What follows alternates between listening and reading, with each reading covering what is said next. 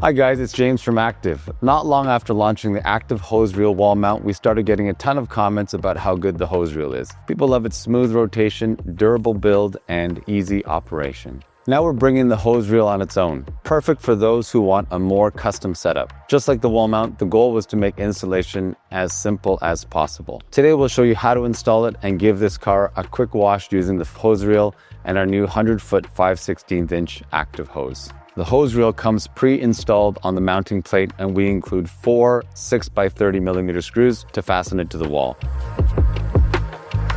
It's just a matter of securing the screws. Once it's mounted, attach the hand crank. It locks in easily with a pin. Then, connect the hose to the stainless steel quick connect. Secure it with the hose clamp and reel it in. Finally, connect the jumper hose to your pressure washer and you're set. It took us less than 10 minutes. Super straightforward.